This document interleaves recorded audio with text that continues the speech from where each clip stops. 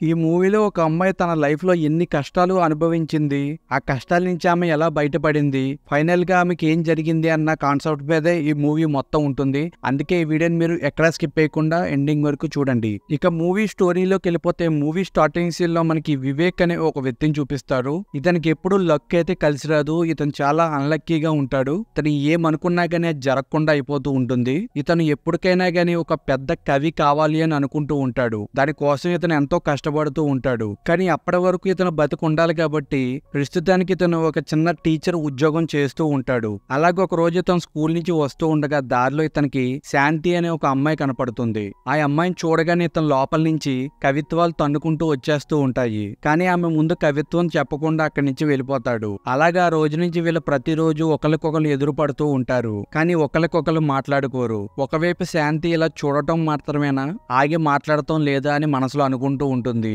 ఒకవైపు వీళ్ళిద్దరి విషయం తెలిసిన శాంతి ఫ్రెండ్ ఇలాగే వీళ్ళిద్దరిని వదిలేస్తే ఉన్న కాలమంతా అయిపోతుంది అనుకుని వీళ్ళిద్దరిని ఒకరికొకరు పరిచయం చేసి మాట్లాడుకుండేలాగా చేస్తుంది. ఇంకా అప్పటి నుంచి వీళ్ళిద్దరూ ప్రతిరోజు మాట్లాడుకుంటూనే ఉంటారు. అయితే వాళ్ళ మాటల్లో ప్రపంచంలో ఉన్న అన్నిటి గురించి మాట్లాడుకుంటారు గాని ప్రేమ గురించి మాత్రం వీళ్ళిద్దరిలో ఎవరూ మాట్లాడరు. ఇద్దరికి ఒకరి మీద ఒకరికి ప్రేమ ఉన్నా గాని వాళ్ళకున్న సమస్యల వలన వీళ్ళిద్దరూ వాళ్ళ లోపల ఉన్న ప్రేమని బయట పెట్టరు. ఒకవైపు వివేక్ ప్రతిరోజు శాంతి కోసం కవితలు రాస్తూ ఉంటాడు. శాంతి కూడా వివేక్ కొత్త కవిత ఎప్పుడు రాస్తాడా అని చాలా ఆతృతతో వెయిట్ చేస్తూ ఉంటుంది. ఇలాగే వీళ్ళిద్దరూ ప్రతిరోజు కవితలు రాసుకుంటూ మాట్లాడుకుంటూ చాలా రోజులు గడిపేస్తారు. ఒకవైపు ఇది ఇలా నడుస్తూ ఉంటే ఇంకొక వైపు శాంతి ఫాదర్ చిన్నప్పుడే చనిపోవటం వలన శాంతి వాళ్ళ మేనమామే వాళ్ళ ఇంటికి పెద్ద దిక్కుగా వ్యవహరిస్తూ ఉంటాడు. అదే పని మీద శాంతి కోసం పెళ్లి సంబంధాలు చూస్తూ ఉంటాడు. ఒకవైపేమో శాంతి ఇప్పుడప్పుడే నేను పెళ్లి చేసుకోవాలి అని అనుకుంటలేదు అని వచ్చిన సంబంధం ప్రతి ఒక్కదాన్ని నిరాకరిస్తూ ఉంటుంది.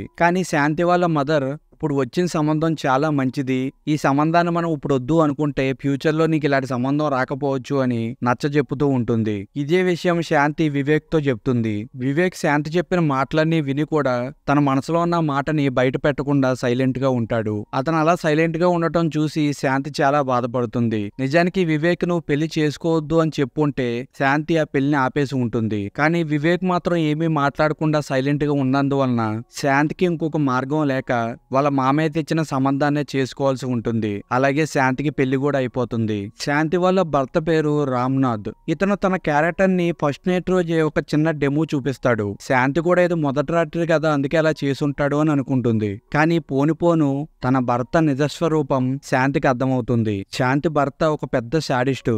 అతనికి ఒక సమయం సందర్భం అనేదే ఉండదు. భార్య మీద చిన్న ప్రేమ కూడా ఉండదు. అతనికి ఎప్పుడు మూడొస్తే అప్పుడు పశువులాగా తన కోరిక తీర్చుకుంటూ ఉంటాడు. ప్రతి ఒక్క చిన్న విషయానికి శాంతిని తిడుతూ ఇంకా కోపం వస్తే కొడుతూ ఉంటాడు.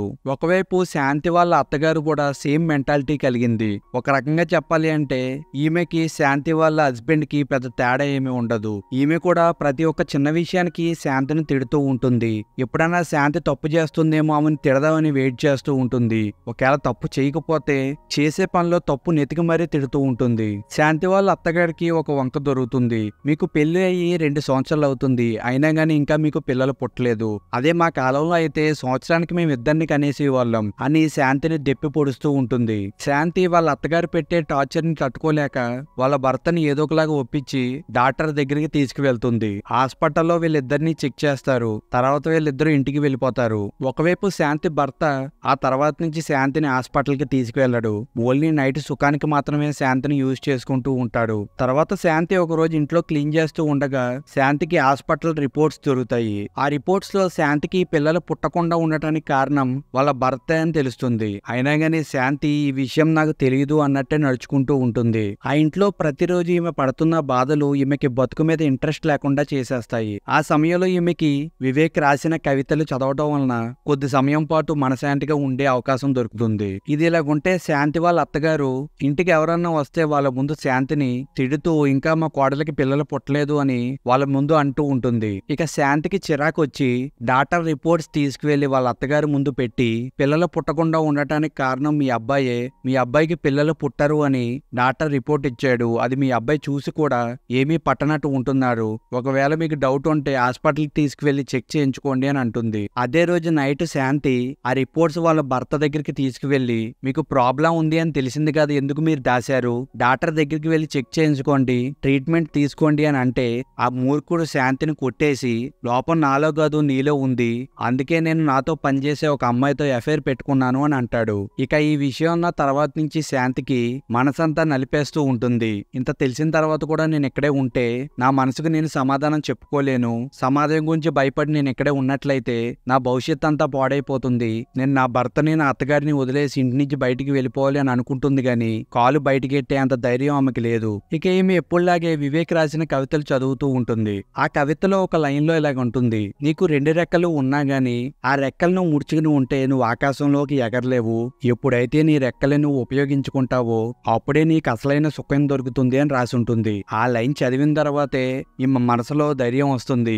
తర్వాత రోజు ఈమె రెడీ అయ్యి బట్టలు సర్దుకుని వాళ్ళ అత్తగారి దగ్గరికి వెళ్లి నీ కొడుక్కి నీకు ఒక దండం, ఇక నేను నీ కొడుకుతోని బతకలేను, నేను మా ఇంటికి వెళ్ళిపోతున్నాను, ఇక నీ కొడుకుని డైవర్స్ పేపర్స్ మీద సైన్ పెడతానికి సిద్ధంగా ఉండమని చెప్పు అని అక్కడి నుంచి వెళ్ళిపోతూ ఉంటుంది. కానీ అప్పుడు ఈమె అత్త నువ్వు కాకపోతే నా కొడుక్కి ఇంకొక అమ్మాయిని తెచ్చి పెళ్లి చేస్తాను, నా కొడుకేటి నా కొడుకు మొగాడు అని రెచ్చిపోతూ ఉంటుంది. నెక్స్ట్ సీన్ లో శాంతిని రిసీవ్ చేసుకుంటాకి స్టేషన్ దగ్గర వాళ్ళ ఫ్రెండ్ వెయిట్ చేస్తూ ఉంటుంది. అదే సమయంలో ఆమెకి వివేక్ ఎదురు పడతాడు. కానీ ఆ సమయంలో వివేక్ ముఖం ముడుచుకుని అక్కడి నుంచి ఏం మాట్లాడకుండా వెళ్ళిపోతాడు. తర్వాత శాంతి ఫ్రెండ్ వివేక్ గురించి మాట్లాడుతూ ఉంటుంది. అయితే ఆ రోజు వివేక్ శాంతిని వదిలేసి వెళ్ళిపోయిన తర్వాత ఒక మ్యాగజైన్ ఎడిటర్ వివేక్ దగ్గరకు వచ్చి మీ కవితల్ని నేను పబ్లిష్ చేస్తాను అని అంది. అయితే ఆ కవితలు జనాల్లోకి వెళ్ళిన తర్వాత జనాలందరికీ ఆ కవితలు నచ్చుతాయి. తర్వాత వివేక్ కి పుస్తకాలు రాసే అవకాశం వస్తుంది. అతను రాసిన పుస్తకాలు కూడా ఫేమస్ అయిపోతాయి. అందువలన వివేక్ అనుకున్నట్టే సమాజంలో ఒక మంచి పేరు సంపాదించుకుని చాలా గొప్పవాడు అయిపోతాడు. అదే సమయంలో ఎడిటర్ ఫ్రెండ్ చిత్ర వివేక్ ని ప్రేమించి అతనికి చాలా దగ్గర అయిపోతుంది. అలాగే మన కవి వివేక్ కూడా ఆమెను ప్రేమిస్తాడు. అయితే కొద్ది రోజుల్లోనే చిత్ర నన్ను ఆడుకుంటుంది అన్న విషయం వివేక్ కి తెలిసిపోతుంది. ఆమె వివేక్ కి తెలియకుండా వేరే మొగలతో కూడా రిలేషన్ లో ఉంటుంది. అలాగే ఆమె కొద్ది రోజుల తర్వాత ఒక డబ్బున్న వ్యక్తిని చూసుకుని పెళ్లికి కూడా రెడీ అయిపోతుంది. ఒకవైపు ఇదంతా భరించిన వివేక్ ఏంటి నా లైఫ్ లో నేనేం కోరుకున్నా గానీ నాకు దక్కటం లేదు, నా లైఫ్ ఎందుకు ఇలా మారిపోయింది అని పొంగి కృషించిపోతాడు. అందువలన వివేక్ లైఫ్ లో వచ్చిన పేరు ప్రతిష్టలు కూడా పోయి రోడ్డు మీద పిచ్చివాళ్లాగా తిరుగుతూ ఉంటాడు. ఒకవైపు ఇదంతా తెలుసుకున్న శాంతి వీళ్ళిద్దరూ ఎప్పుడూ కలిసే ప్లేస్ కి అతన్ని పిలిచి నా కోసం ఒక కవితని చెప్పు అని అంటుంది. అప్పుడు వివేక్ నాలో ఉన్న కవి ఎప్పుడో చచ్చిపోయాడు అని అంటాడు. శాంతి నా లైఫ్ లో ఎన్నో కష్టాలు వచ్చినా గానీ నువ్వు రాసిన కవితల వల్లే నేను ఇలా నిలబడగలిగాను, కానీ నీ జీవితం ఇలా అయిపోకూడదు అనుకుని కవిత చెప్పు వివేక్ ప్లీజ్ అని బతిమాలుతుంది. కానీ వివేక్ నేను చెప్పను అని అంటాడు. అప్పుడు శాంతి ఆ రోజు నా పెళ్లి సంబంధం గురించి నీకు చెప్పడానికి వచ్చినప్పుడు కూడా నువ్వేమీ మాట్లాడకుండా సైలెంట్ గానే ఉన్నావు, ఇప్పుడు కూడా అలా సైలెంట్ గానే ఉంటున్నావు, నువ్వు ఇలాగే ఉన్నావు అంటే ఇంక నీ జీవితంలో నన్ను ఎప్పటికీ చూడలేవని చెప్పి అక్కడి నుంచి వెళ్ళిపోతూ ఉండగా వివేక్ వెనక నుంచి ఒక కవిత చెప్తాడు. శాంతి తన లైఫ్ లో నుంచుండి అంటే దానికి కారణం వివేక్ కవితలే. మళ్ళీ వివేక్ కవిత చెప్పడానికి కారణం కూడా శాంతే. ఇలా వీళ్ళిద్దరూ కలుసుకుంటారు. ఈ సీన్ తో ఈ మూవీ ఎండ్ అయిపోతుంది.